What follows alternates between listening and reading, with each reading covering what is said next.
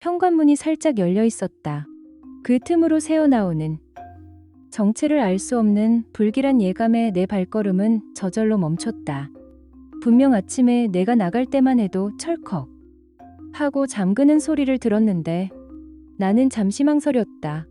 하지만 곧 그녀가 깜짝 놀랄 모습을 상상하며 내 손에 들린 아내의 커피잔만큼이나 따뜻했던 미소를 지으며 문을 밀어 열었다. 그리고 그 미소는 그대로 얼어붙었다. 주말마다 함께 영화를 보던 바로 그 소파. 1년 전 결혼기념일에 큰맘 먹고 함께 골랐던 우리의 안식처. 그곳에 내 아내 민서가 있었다. 하지만 내 곁이 아니었다. 우리 부부의 추억이 깃든 그 공간 위에는 끈적하고 낯선 공기가 감돌고 있었다. 역겨운 향수 냄새와 땀 냄새가 뒤섞여 있었다. 민서는 몸을 잔뜩 웅크리고 있었고 그 옆에는 아래층에 사는 집주인 배 사장이 있었다.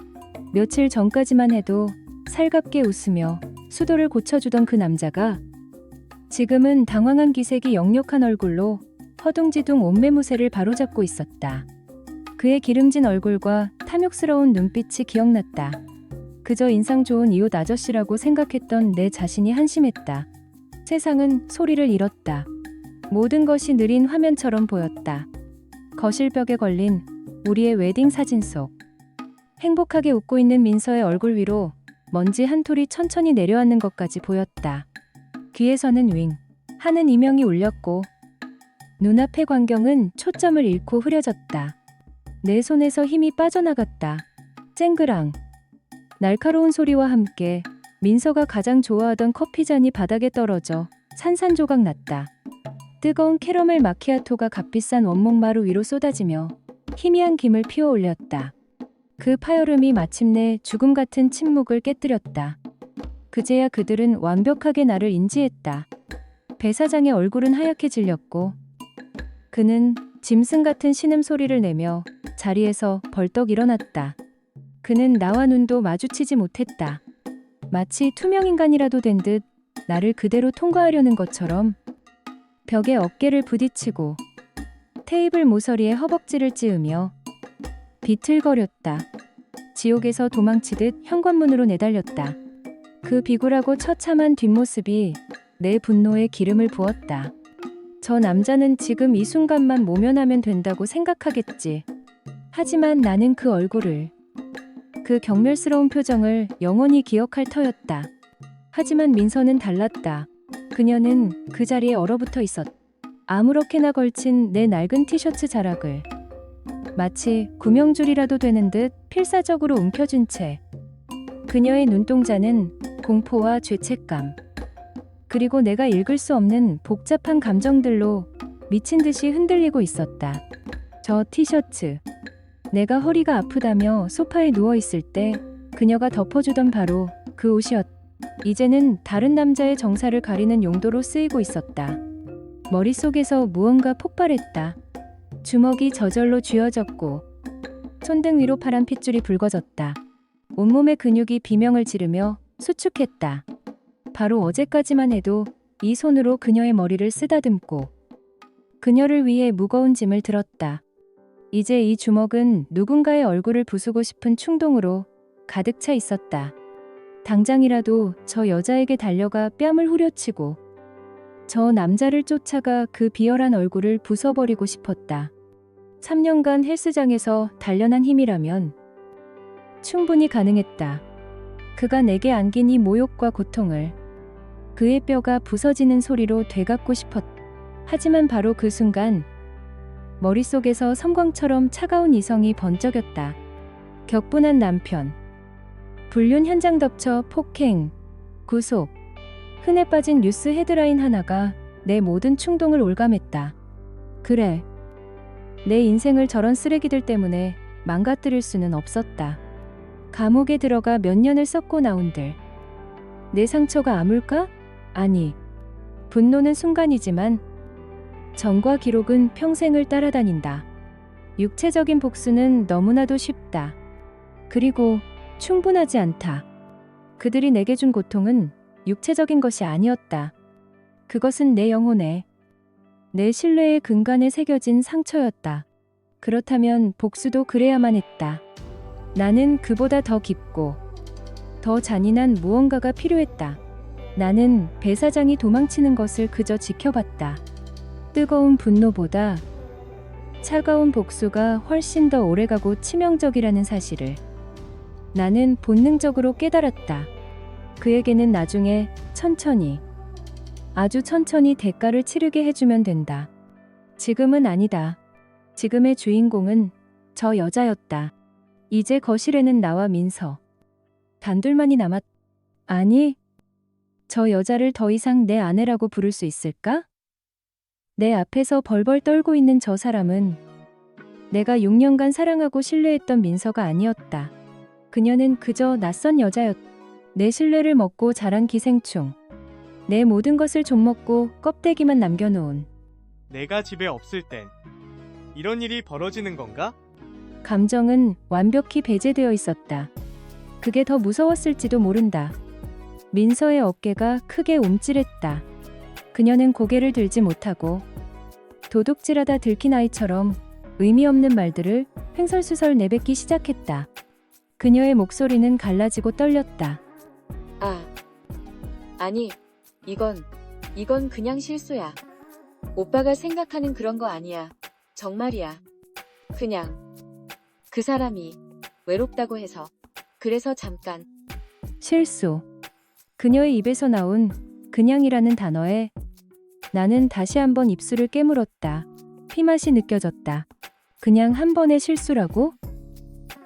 우리의 6년이라는 시간이 저 배불뚝이 아저씨와의 하룻밤 쾌락만큼이나 가벼웠다는 말인가? 내가 건설 현장에서 먼지를 뒤집어쓰며 일할 때 그녀는 이 소파 위에서 외로움을 달래고 있었던 건가? 나는 더 이상 아무 말도 하지 않았다. 아무것도 묻지 않았다. 언제부터였는지, 얼마나 자주 있었는지, 그딴 건 중요하지 않았. 그녀의 변명을 듣고 싶지도 않았. 그저 텅 빈 눈으로 그녀를 바라봤. 그런 내가 더 무서웠는지. 민서는 내가 한 걸음 다가서자 거의 비명을 지르며 뒷걸음질 쳤다. 웃기지도 않았다. 아플 때마다 밤새 곁을 지키고 그녀의 꿈을 위해 누구보다 열심히 일했던 내가 이제는 그녀에게 가장 공포스러운 존재가 되어 있었다. 나는 조용히 돌아섰. 더 이상 이 더럽혀진 공간에 머물고 싶지 않았. 내 모든 믿음과 추억이 시체가 되어 널브러진 이 범죄 현장을 벗어나야만 했다. 현관문을 열고 집을 나서는 내 등 뒤로 그녀의 울음 섞인 목소리가 필사적으로 매달렸다. 오빠, 제발. 얘기 좀 해. 잘못했어. 하지만 나는 뒤돌아보지 않았다. 그 목소리는 더 이상 내 마음을 움직이지 못했다. 차에 올라타 시동을 걸었다. 어디로 가야 할지, 무엇을 해야 할지 아무것도 몰랐다. 그냥 달렸다. 차를 멈추는 순간 나 자신이 무너져 내릴 것만 같았다. 수십 번이나 동네를 맴돌았다. 익숙한 거리, 행복해 보이는 가족들의 모습이 칼날이 되어 심장을 찔렀다. 우리가 함께 장을 보던 마트, 처음 손을 잡고 걸었던 공원, 모든 것이 고문이었다. 몇 시간을 달렸을까? 정신을 차려보니 나는 도시 외곽의 허름한 모텔 주차장에 차를 세우고 있었다. 퀴퀴한 소독약 냄새와 담배 냄새가 코를 찔렀다. 방에 들어와 침대에 쓰러지듯 누웠다. 벽지는 누렇게 변색되어 있었고 천장의 형광등은 위태롭게 깜빡였다. 텅 빈 천장을 바라보며 텅 빈 머릿속에서 한 가지 생각만이 안개처럼 피어오르기 시작했다. 복수. 단순한 폭력이나 폭로가 아니었다. 훨씬 더 근원적이고 파괴적인 복수. 그녀에게서 가장 소중한 것을 빼앗아야 했다. 내가 그녀에게 주었던 신뢰를 그녀가 짓밟았듯이 나 또한 그녀의 영혼의 가장 깊은 곳을 짓밟아야 했다. 나는 주머니에서 휴대폰을 꺼냈. 부재중 전화와 메시지가 수십 통화 있었. 모두 민서에게서 온 것이었다. 미안해. 제발 전화 받아. 한 번만 용서해줘.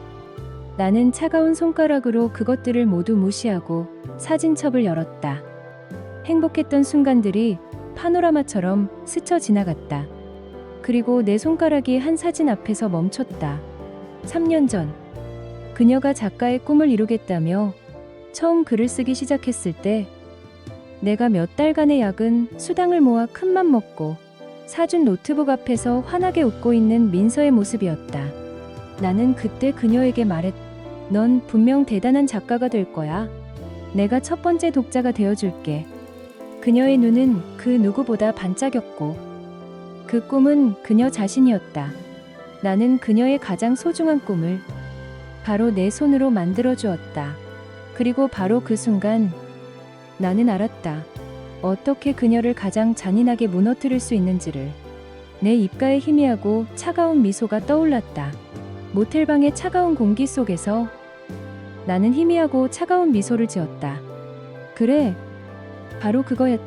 그녀를 가장 완벽하고 잔인하게 무너뜨릴 수 있는 방법. 나는 더 이상 망설이지 않았다. 수십 통의 부재중 전화와 애원이 담긴 메시지를 무시한 채 나는 민서에게 아주 짧은 문자 한 통을 보냈다. 내 손가락은 얼음처럼 차가웠지만 조금도 떨리지 않았다. 집으로 갈게. 이야기 좀 하자. 그것은 희망을 가장한 사형 선고였다. 그녀는 이 문장에서 이야기라는 단어에 어쩌면 집이라는 단어에 희망을 걸겠지. 하지만 내게 중요한 단어는 오직 하나. 끝이었다. 집으로 돌아가는 길은 더 이상 혼란스럽지 않았다. 어제의 그 길은 절망과 분노로 얼룩진 도주로였지만 오늘의 이 길은 명확한 목표를 향한 진군로였다. 나는 더 이상 폭풍의 한가운데서 허우적대는 피해자가 아니었다. 나는 이제 폭풍 그 자체가 되어 모든 것을 쓸어버릴 심판자였다. 그녀가 벌인 추악한 연극의 마지막 장을 장식할 감독. 현관문 앞에 섰을 때 문이 활짝 열렸다. 퉁퉁 부은 눈, 헬쑥한 얼굴의 민서가 나를 맞았다. 그녀는 내가 예전에 예쁘다고 칭찬했던 원피스를 입고 있었다. 그 모습이 처량하면서도 역겨웠다. 그녀는 애써 미소를 지으려 했지만 그 미소는 공포와 안도감이 뒤섞인 기괴한 경련에 가까웠다. 오빠, 와줬구나. 정말 다행이야. 어너. 그녀는 내가 용서의 가능성을 열어두고 돌아왔다고 믿는 듯했다. 어리석기는 그녀는 나를 파괴하기 위해 돌아온 암살자라는 사실을 꿈에도 모른 채 내 팔에 매달렸다. 나는 그녀의 손길이 닿는 순간 소름이 돋는 것을 간신히 참아냈다. 집안은 놀라울 정도로 깨끗했다. 어제 내가 목격했던 그 지옥의 흔적은 온데간데 없었다. 바닥은 반짝였고 공기 중에는 낯선 방향제 냄새와 함께 고소한 음식 냄새가 진동했다. 주방 식탁 위에는 김이 모락모락 나는 라자냐가 놓여 있었다. 우리가 신혼 초 돈이 없어 레스토랑 대신 집에서 함께 만들어 먹었던 바로 그 음식. 그녀는 우리의 가장 행복했던 순간을 재현함으로써 과거로 돌아가려 하고 있었다. 참으로 가증스러운 노력이었다. 오빠, 배고프지? 이거 오빠가 제일 좋아하는 거잖아. 기억나? 우리 처음 이사 와서 해 먹었던 거. 그때 오빠가 세상에서 제일 맛있다고 했잖아. 다시 시작할 수 있어. 오빠, 제발 우리 다시 시작하자. 앤드레. 그녀는 내 앞에 접시를 놓으며 울먹였다. 눈물이라 자냐? 위로 떨어질 것만 같았다. 나는 말없이 포크를 들었다. 한때 세상에서 가장 맛있었던 그 음식이 이제는 입안에서 모래처럼 서걱거렸다. 맛이 느껴지지 않았. 나는 그저 기계적으로 음식을 씹어 삼켰다. 내 침묵이 그녀를 더 불안하게 만드는 것을 즐기면서 그녀가 무슨 말을 하든 내 머릿속은 오직 하나의 생각으로 가득 차 있었. 밤이 올 때까지 기다리자. 에브. 정말 미안해. 내가 정말 죽을 죄를 지었어. 그 사람, 배 사장과는 다 끝냈어. 전화번호도 차단했고 다시는 쳐다보지도 않을게. 맹세해. 나한테는 오빠밖에 없어. 응? 제발 한 번만 기회를 줘. 전화번호를 차단했다고? 다른 번호는? SNS 계정은? 만날 방법이 그것밖에 없었을까? 내면의 목소리가 비웃었지만 내 얼굴은 무표정했다. 그녀의 애원은 끝이 없었다. 마치 잘 짜인 대본을 읽는 배우처럼 그녀는 온갖 후회와 약속의 말을 쏟아냈다. 나는 그저 묵묵히 들었다. 그녀의 말을 듣는 것이 아니라 그녀의 목소리 톤, 눈빛의 흔들림, 손짓 하나하나를 분석했다. 이 모든 것이 연기라는 것을 알면서도 그 연기가 얼마나 정교한지 지켜보는 것은 꽤 흥미로운 일이었다. 식사가 끝나고 나는 소파에 앉았다. 물론 그 소파는 아니었다. 그녀와 그 남자의 역겨운 흔적이 남은 그 자리에는 다시는 앉고 싶지 않았다. 나는 맞은편의 1인용 암체어에 몸을 기댔다. 민서는 내 옆 바닥에 무릎을 꿇고 앉아 내 손을 잡으려 했다. 나는 슬며시 손을 뺐다. 시간이 필요해. 내가 내뱉은 말은 그것뿐이었다. 그 말은 희망이자 고문이었다. 그녀는 그 말에 신락 같은 희망을 걸고 안도하는 듯 했지만 동시에 내 속을 알 수 없어 더 괴로워했다. 완벽했다. 그녀에게서 배운 방식 그대로였다. 밤이 깊어졌다. 그녀는 조심스럽게 내게 다가와 예전처럼 함께 자자고 말했다. 그 익숙한 말투와 눈빛, 손끝에서 전해져 오는 온기. 하지만 이제 그 모든 것이 차갑고 끈적한 기름처럼 느껴졌다. 나는 그녀의 손길을 피하며 일어섰다. 오늘은 혼자 있고 싶어. 거실에서 잘게. 내 단호한 말에 그녀의 얼굴에 실망감이 스쳤지만 그녀는 곧 다시 이해심 많은 아내의 가면을 쓰고 미소를 지었다. 그래. 오빠가 편한 대로 해. 뭐든 괜찮아. 아, 왜? 그 가면 뒤에 숨겨진 안도감을 나는 놓치지 않았다. 그녀는 내가 화를 내고 따지길 바랐을 것이다. 하지만 나의 이 예측 불가능한 평온함이 그녀를 더 깊은 공포로 몰아넣고 있었다. 그녀가 모든 것을 포기한 듯 침실로 들어간 뒤 거실에는 완벽한 어둠과 침묵만이 남았다. 나는 소파에 누워 눈을 감았다. 하지만 잠들지 않았다. 나는 기다리는 법을 아는 사람이었다. 그녀의 희미한 숨소리가 벽을 넘어 들려왔다. 1시간, 2시간, 시간이 얼마나 흘렀을까? 시계의 초침 소리만이 공간을 채웠다. 그녀가 완전히 잠들었음을 확신한 순간 나는 유령처럼 조용히 몸을 일으켰다. 내 시선은 거실 테이블 위에 놓인 노트북으로 향했다. 그녀의 분신이자 그녀의 꿈, 그녀의 모든 것이 담겨있는 판도라의 상자. 그 속에는 그녀의 3년이라는 시간이, 그녀의 심장이 담겨있었다. 나는 소리 없이 노트북을 열었다. 부팅음조차 죽인 채 화면이 밝아지자 익숙한 바탕화면이 나타났다. 마지막 노을이라는 이름의 폴더가 눈에 들어왔다. 나는 그 폴더를 열었다. 챕터별로 깔끔하게 정리된 수십 개의 문서 파일, 인물 설정, 플롯 구성, 자료 조사 파일들, 360페이지가 넘는 원고. 그것은 단순한 문서 뭉치가 아니었다. 그것은 그녀의 인생 그 자체였다. 나는 마우스를 쥔 채 잠시 망설였다.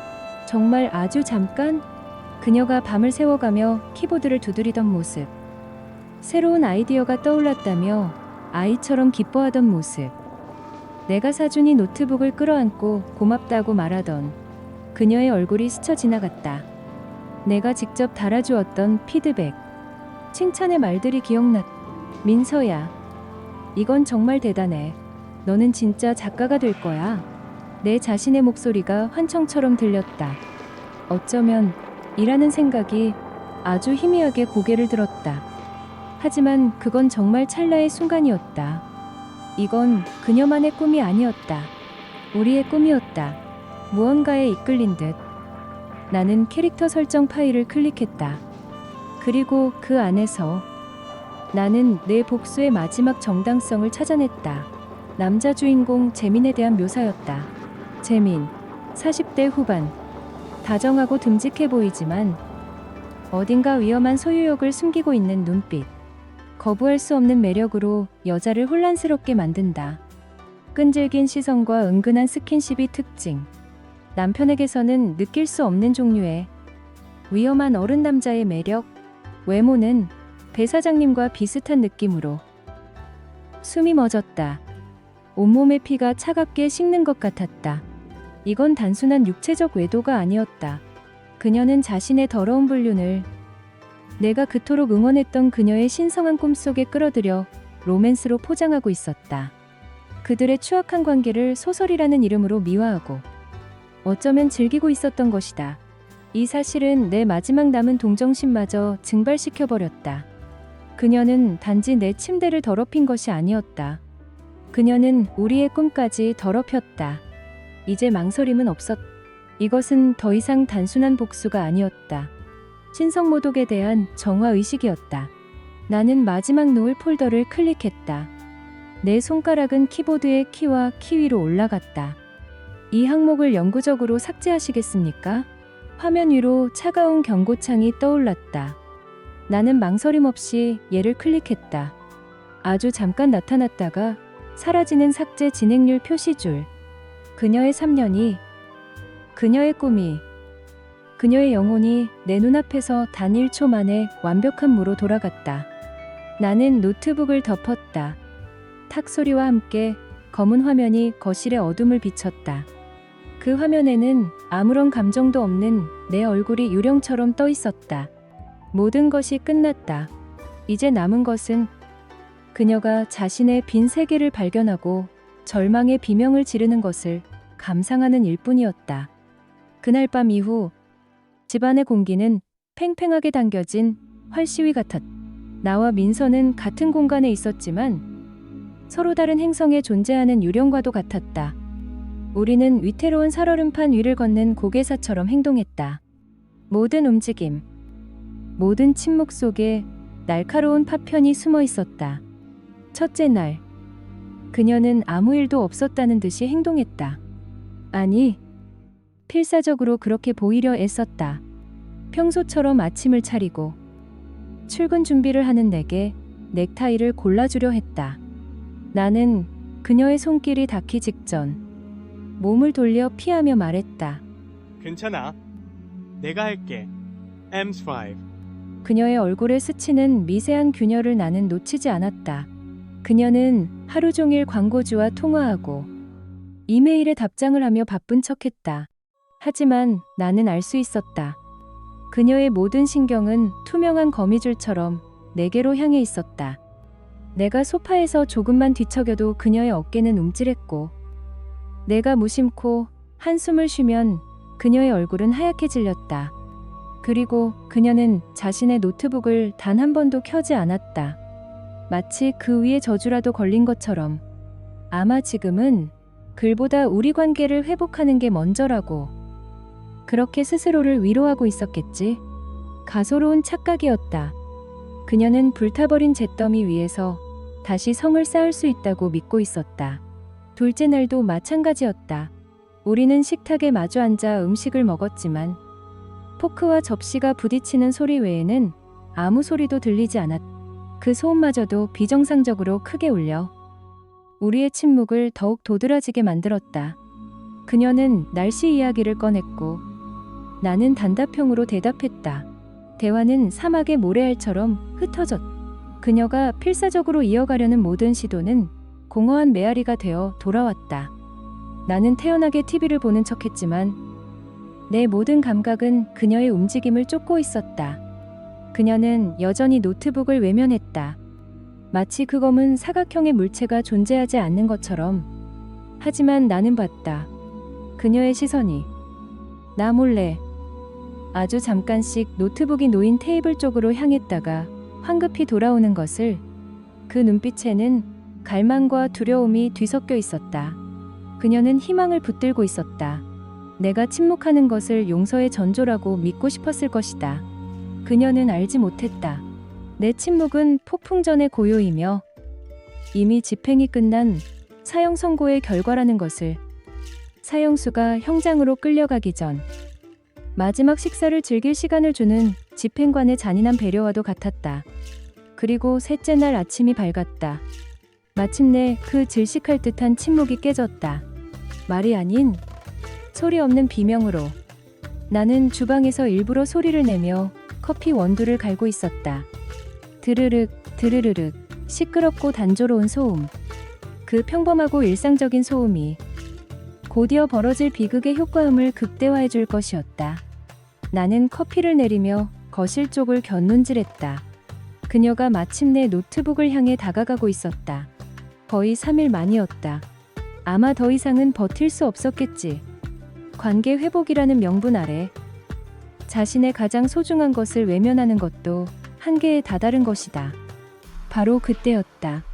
거실 쪽에서 무언가 잘못됐다는 것을 직감한 짐승의 것과 같은 짧고 날카로운 숨소리가 들려왔다. 이어서 목이 졸린 듯한 신음소리. 안 돼. 나는 천천히 고개를 돌렸다. 완벽한 타이밍이었다. 민서는 노트북 앞에 망부석처럼 앉아 있었다. 그녀의 얼굴은 종이장처럼 하얗게 질려 있었다. 핏기 하나 없는 입술이 파르르 떨렸다. 그녀의 손은 마우스를 쥔 채 부들부들 떨고 있었고, 눈은 믿을 수 없다는 듯이 화면과 빈 폴더들을 미친 듯이 오가고 있었다. 그녀는 필사적으로 이미 텅 비어버린 휴지통을 몇 번이고 클릭했다. 복구 프로그램을 검색하는 듯 손가락이 허공을 헤맸지만 의미 없는 클릭질만 반복할 뿐이었다. 나는 천천히 그녀에게 다가갔다. 내 발소리에 그녀가 고개를 번쩍 들었다. 그녀의 눈은 텅 비어 있었지만 그 깊은 곳에서 희미한 의심의 불꽃이 타오르기 시작했다. 그녀의 목소리는 쇳소리처럼 갈라져 나왔다. 준호야, 혹시 원고 백업해둔 거 없어? 예전에 내가 보여줬던 거라도 내 컴퓨터에 아무것도 없어. 3년치가 전부. 그녀의 목소리에는 절박함이 묻어 있었다. 아직은 나를 범인으로 지목할 생각조차 못하는, 그저 불의의 사고이기를 바라는 마지막 희망. 나는 그 희망의 싹을 짓밟기 위해 가장 다정한 표정을 지었다. 걱정하는 남편의 얼굴. 완벽한 연기였다. 나는 그녀의 어깨에 손을 얹고 화면을 들여다보는 척했다. 어디 보자. 이상하네. 어제까지만 해도 괜찮았잖아. 헐. 나는 능숙하게 몇 개의 폴더를 열고 닫으며 고개를 갸웃거렸다. 바이러스 먹었나? 글쎄. 기억이 잘 안 나는데. 내 컴퓨터 한번 확인해 볼게. 혹시 모르니까. 나는 내 방으로 들어가 컴퓨터를 켰다. 그리고 일부러 시간을 끌었다. 창밖을 내다보며 1부터 300까지 천천히 숫자를 셌다. 그녀가 거실에서 피가 마르는 시간을 온전히 느끼게 해주고 싶었다. 5분쯤 지났을까? 나는 미안한 표정을 지으며 거실로 나왔다. 없는 것 같아. 이상하다. 너 클라우드에 저장해둔 거 아니었어? 그렇게 중요한 건데. 백업도 안 해뒀어? 내 마지막 말은 순수한 걱정을 가장한 아주 잘 벼려진 비수였다. 그 말이 그녀의 마지막 이성의 끈을 끊어버렸다. 그녀의 눈동자가 마침내 나에게로 정확히 고정되었다. 의심이 확신으로 변하는 그 찰나의 순간을 나는 흥미롭게 지켜봤다. 설마 오빠가 그런 거야? 그녀의 목소리는 이제 단순한 떨림이 아니었다. 그것은 무너져 내리는 세계의 균열음이었다. 나는 그녀를 똑바로 내려다보았다. 그리고 내 얼굴에서 모든 표정을 지웠다. 아주 오랫동안 준비해온 이 연극의 마지막 대사를 뱉어냈다. 내 목소리는 얼음처럼 차갑고 조용했다. 진심으로 그렇게 생각해? 내가 그런 유치한 사람으로 보여? 나는 잠시 말을 멈췄다. 그리고 그녀의 눈동자가 희망과 절망 사이에서 흔들리는 것을 확인한 후 아주 천천히 조소 섞인 미소를 지으며 덧붙였다. 하긴, 넌 사랑하는 사람한테 상처 주는 데는 전문가잖아? 안 그래? 그것이 결정타였다. 민서의 얼굴이 그대로 무너져 내렸다. 그녀의 입이 벌어졌지만 비명은 터져나오지 않았다. 대신 숨이 끊어지는 듯한 흡하는 소리와 함께 그녀의 몸이 앞으로 고꾸라졌다. 그녀는 의자에서 바닥으로 스르르 미끄러져 내렸다. 그리고 두 손으로 머리를 감싸쥐었다. 손가락으로 머리카락을 쥐어뜯으며 짐승처럼 바닥을 긁었다. 그녀는 소리내어 울지 않았다. 그저 온몸을 격렬하게 떨며 어깨를 들썩이며 소리 없는 오열을 쏟아냈다. 숨막히는 흐느낌, 모든 것을 잃어버린 사람만이 낼 수 있는 영혼이 찢어지는 소리였다. 방 안의 공기가 그녀의 고통으로 무겁게 가라앉았다. 나는 그 모습을, 내 복수가 완성되는 그 거룩한 순간을 말없이 지켜보았다. 동정심? 죄책감? 그런 건 조금도 없었다. 오직 차갑고 완전한 만족감만이 내 온몸을 감쌌다. 이것이 균형이다. 꿈에는 꿈을, 영혼에는 영혼을. 나는 그녀의 무너진 형체를 한참 동안 바라보았다. 그녀의 울음소리는 이제 내게 성가신 소음이 아니라 내 승리를 자축하는 교향곡이었다. 나는 조용히 그녀를 등지고 침실로 향했다. 여행 가방을 꺼내기 위해서였다. 문을 닫기 전 나는 바닥에 쓰러져 있는 그녀에게 마지막 말을 건넸다. 우리, 이건 회복할 수 있는 문제가 아닌 것 같네. 너무 멀리 와버렸어. 내 목소리는 그녀의 소리 없는 울음소리에 파묻혔지만 그녀가 들었으리라는 것을 안다. 나는 침실 문을 닫았다. 이제 이 집에서 내 역할은 끝났다. 그날 이후 내 삶의 모든 소리가 꺼졌다. 침실 문을 닫는 순간 등 뒤에서 들려오던 그녀의 울음소리는 내게서 멀어지는 과거의 마지막 발악일 뿐이었다. 나는 여행 가방 하나를 들고 그 집을 나섰다. 6년의 결혼 생활은 그렇게 구겨진 옷가지 몇 벌과 함께 가방 안으로 처박혔다. 문이 닫히는 순간 나는 비로소 숨을 쉴 수 있었다. 사람들은 잘 사는 게 최고의 복수라고들 한다. 나는 그게 두 번째라고 말하고 싶다. 그날 이후 6달이 흘렀다. 시간은 때로 가장 무심한 치료사다. 상처를 꿰매주지는 않지만 그 위에 두꺼운 굳은 살이 박이게는 해준다. 나와 민서의 관계는 법적으로 완벽하게 정리되었다. 서류 몇 장에 서명을 하고 판사 앞에서 고개를 몇 번 끄덕이는 것으로 6년의 세월은 공식적으로 없던 일이 되었다. 이혼 과정은 놀라울 만큼 순조로웠다. 변호사는 더 많은 것을 요구할 수 있다고 했지만 나는 거절했다. 나는 그녀의 돈을 원하지 않았다. 그녀의 돈에는 역겨운 냄새가 벨 것만 같았다. 아마 민서는 더 이상의 소란을 원치 않았을 것이다. 자신의 치부가 더 드러나는 것을, 주변 사람들이 수군거리는 것을 죽기보다 두려워했겠지. 변호사를 통해 전달된 나의 요구는 단 하나. 빠르고 조용한 정리였다. 나는 위자료도, 재산 분할도 요구하지 않았다. 그 집, 그 가구, 우리의 흔적이 묻은 모든 것을 그녀에게 넘겨주었다. 그것들은 이제 내게 아무 의미 없는 물건일 뿐. 오히려 내 발목을 잡는 족쇄에 가까웠다. 나는 그저 우리가 함께 타던 차 한 대만 가져왔다. 앞으로 나아가기 위해서는 바퀴가 필요했으니까. 그녀는 나의 모든 조건에 군말 없이 동의했다. 아마 자신의 체면을 지켜준 것에 대한 최소한의 대가라고 생각했을지도 모른다. 참으로 끝까지 이기적인 여자였다. 우리의 마지막 만남은 최종 합의가 끝난 뒤 차가운 법원 건물 복도에서였다. 6달 만에 본 그녀는 완전히 다른 사람이 되어 있었다. 헬쑥해진 그녀의 얼굴은 내가 알던 민서의 것이 아니었다. 한때 생기로 빛나던 눈은 푹 꺼져 있었고 그 자리에는 패배감과 증오만이 남아있었다. 스쳐 지나가려던 내게 그녀가 악에 바친 목소리로 소리쳤다. 넌 악마야. 내 꿈을, 내 인생을 전부 망가뜨렸어. 그 목소리에는 눈물 대신 도끼가 서려 있었다. 주변을 지나가던 몇몇 사람들이 우리를 힐끔거렸다. 나는 걸음을 멈추고 그녀를 돌아봤다. 그리고 웃었다. 억지 웃음이 아니었다. 정말로 헛웃음이 났다.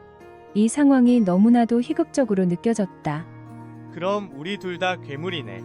넌 우리 결혼을 부쉈고 나는 내 책을 부쉈지. 어때? 인생 참 공평하지 않아? 그게 어떻게 같아. 내가 한 건 실수였지만 네가 한 짓은 계획적이었잖아. 그녀는 여전히 실수라는 단어 뒤에 숨으려 했다. 나는 한 걸음 더 다가갔다. 그리고 그녀만이 들을 수 있을 만큼 나직하지만 얼음처럼 차가운 목소리로 말했다. 실수? 그 단어 아직도 쓰는구나. 소파 위에서 뒹굴던 것도, 소설에 그 남자를 그려넣던 것도 다 실수였나 보지? 계획? 그래. 계획적이었지. 네가 내 신뢰를 갉아먹는 동안 나도 계획을 세웠어. 아주 공평하게.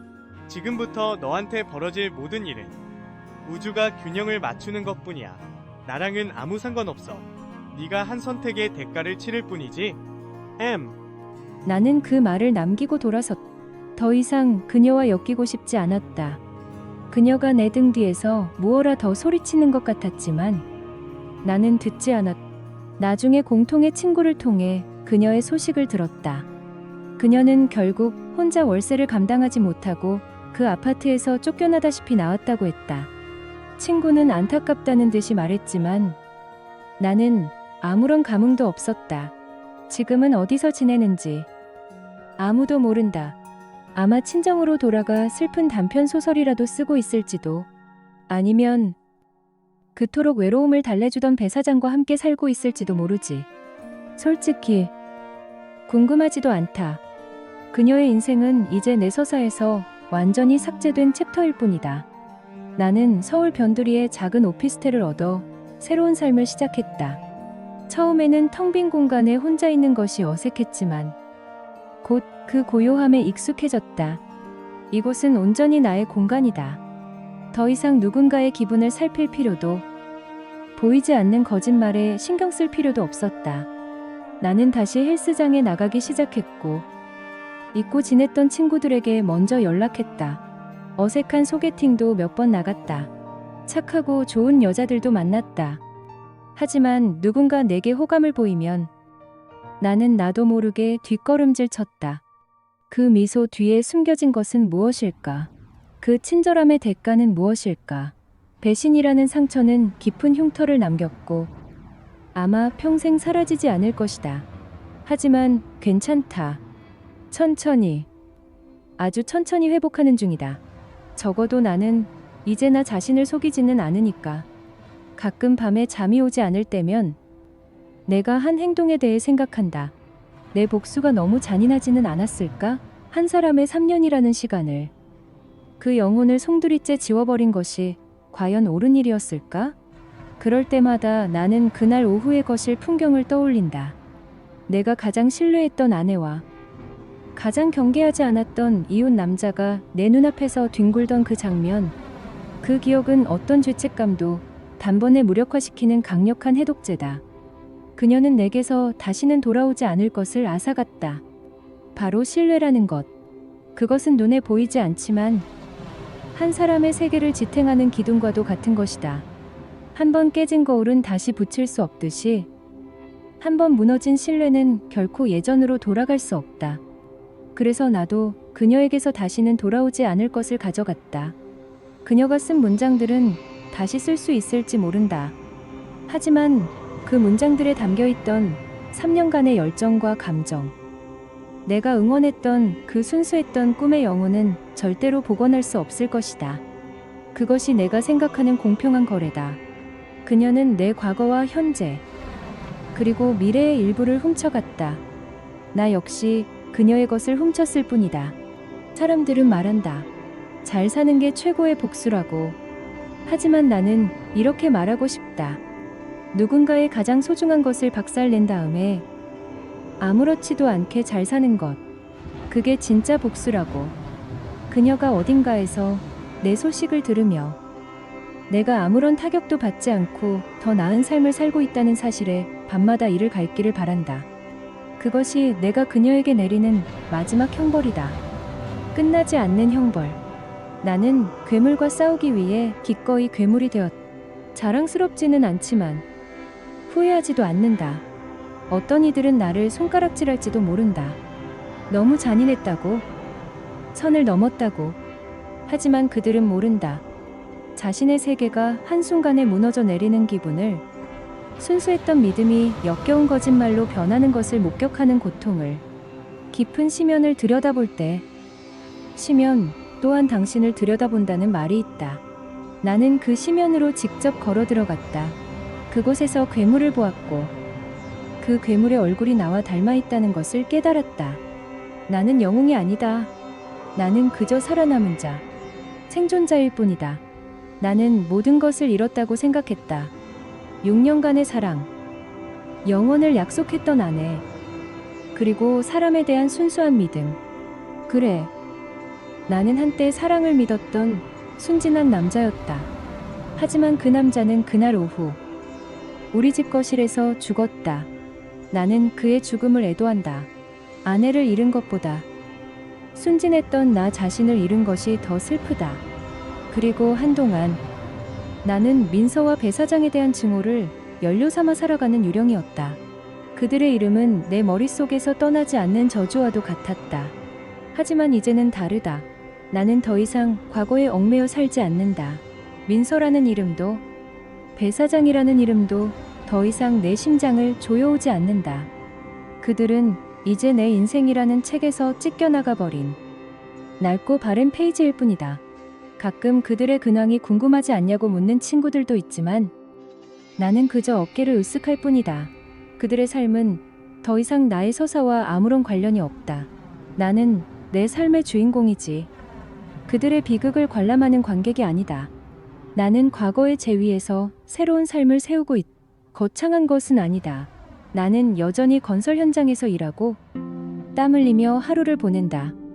퇴근 후에는 헬스장에서 쇠붙이를 들어 올리며 남은 분노를 태워버린다. 차가운 쇳덩이를 들어 올릴 때마다 느껴지는 근육의 통증이 오히려 마음의 고통을 잊게 해주는 것 같다. 주말에는 오랜 친구들과 만나 시시껄렁한 농담을 하며 맥주를 마신다. 그 평범한 일상 속에서 나는 나 자신을 되찾고 있다. 물론 상처가 완전히 사라진 것은 아니다. 배신이 남긴 흉터는 새로운 사람을 만날 때면 나도 모르게 마음 한구석에 벽을 친다. 저 미소 뒤에는 무엇이 있을까? 저 친절함의 유효기간은 언제까지일까? 한번 무너진 신뢰의 기둥을 다시 세우는 것은 아마 불가능에 가까울 것이다. 최근에 소개로 만난 한 여자가 있었다. 그녀는 좋은 사람이었고 내게 진심으로 호의를 보였다. 하지만 그녀가 웃을 때마다 나는 그 미소의 진위를 분석하고 있는 나 자신을 발견했다. 이것이 나의 새로운 현실이다. 예전의 나로 돌아갈 수는 없겠지만 적어도 지금의 나는 더 이상 속지 않는다. 나는 그 흉터와 함께 살아가는 법을 배우고 있다. 그것이 내가 내 자존감을 지키기 위해 치른 대가이기에 나는 기꺼이 감수한다. 만약 당신이 지금 이 이야기를 듣고 있다면 나는 복수를 권하고 싶지 않다. 복수는 영혼을 갉아먹는 독과 같아서 상대를 파괴하는 만큼 나 자신도 파괴하기 때문이다. 다만 이 말만은 해주고 싶다. 당신의 마음을 누군가에게 내어줄 때는 부디 신중하라고. 세상에서 가장 아픈 상처는 언제나 가장 가까운 사람에게서 비롯되니까. 하지만 더 중요한 것은 만약 당신이 이미 배신을 당했다면 당신의 삶은 여전히 당신의 것이라는 사실을 기억하는 것이다. 누군가 당신의 책 한 챕터를 더럽혔다고 해서 책 전체를 버릴 필요는 없다. 아플 것이다. 고통스러울 것이다. 그 더럽혀진 페이지를 찢어내는 데는 엄청난 용기가 필요할 것이다. 하지만 당신은 해내야만 한다. 다른 누구도 아닌 바로 당신 자신을 위해서 과감히 그 장을 찢어버려라. 그리고 당신 앞에 놓인 새하얀 페이지를 마주하라. 무엇을 써내려갈지는 온전히 당신의 몫이다. 과거의 비극을 곱씹는 대신 새로운 시작을 위한 첫 문장을 쓸 수 있는 사람은 오직 당신뿐이다. 오늘 밤도 나는 내 작은 오피스텔 책상 앞에 앉아있다. 창밖으로는 도시의 불빛이 강물처럼 흐른다. 나는 노트북을 연다. 그날 밤 그녀의 세계를 지워버렸던 그 손가락으로 나는 새로운 문서를 연다. 하얀 화면 위에서 커서가 깜빡인다. 다음 문장을 기다리면서 나는 더 이상 무언가를 지우기 위해 키보드에 손을 올리지 않는다. 이제는 오직 나 자신을 위해 나의 이야기를 쓰기 위해 손을 올릴 뿐이다. 나는 심호흡을 하고 천천히 타자를 치기 시작한다.